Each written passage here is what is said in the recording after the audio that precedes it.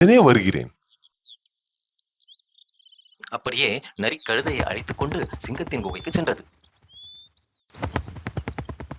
அங்கே சென்றதும் நரி நின்று கொண்டது.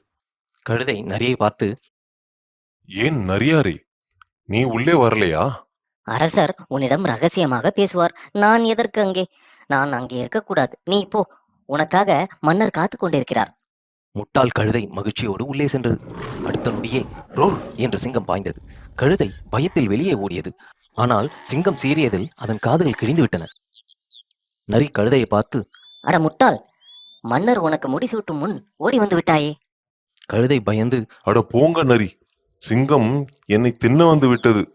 நான் பயந்து ஓடி வந்து விட்டேன். என் காதுகளே போச்சு தெரியுமா? அட கழுதையாரே, கிரீடம் வைப்பதற்கு உங்க நீண்ட காதுகள் இடம் கொடுக்காது. அதனால்தான் அரசர் அவற்றை எடுத்து விட்டார். சரி, போங்கள், மீண்டும் உள்ளே போங்கள். கழுதை நரி சொன்னதை அப்படியே நம்பிவிட்டது. சரி, நான் இப்ப போயிட்டு வரேன் என்று கழுதை கூறிவிட்டு மீண்டும் உள்ளே சென்றது. மீண்டும் சிங்கம் பாய்ந்தது. இம்முறையும் கழுதை தப்பித்தது. ஆனால் அதன் வால் கிழிந்தன. வெளியே ஓடி வந்து, நரியாரே, சிங்கம் என்னை மீண்டும் தாக்கியது. என்ன கழுதையாரே, சிறுபிள்ளை போல் இருக்கிறீர்கள். அரசு ஆசனத்தில் அமரும்பொழுது வாள் தொந்தரவு செய்யும். அதனால் தான் எடுத்து விட்டார். இப்போ எல்லாம் தயார், போங்கள். நரி கழுதையிடம் தந்திரமாக பேசி 3வது முறையும் பதவி ஆசையை காட்டி உள்ளே அனுப்பியது. இந்த முறை சிங்கம் ஒரே பாய்ச்சலை அதை கொன்று விட்டது. பின்னர் சிங்கம் சொன்னது, நரியாரே, இதை சமைத்து தயார் செய். எனக்கு மிகவும் பசிக்கிறது. நரி கழுதையை சுத்தம் செய்ய தொடங்கியது. ஆனால் ஒரே பசி. கழுதையின் மூளையை தானே சாப்பிட்டு விட்டது.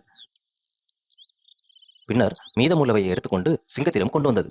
ஆனால் சிங்கம் சாப்பிடும்போது கவனித்து விட்டது. சிங்கம் சந்தேகமாக, நரியாரே, கழுதையின் மூளை எங்கே என்று சிங்கம் கேட்டது.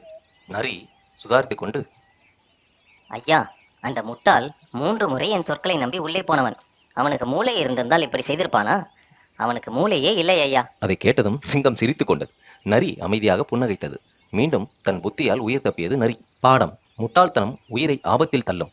புத்திசாலித்தனம் எப்போதும் உயிரை காப்பாற்றும்.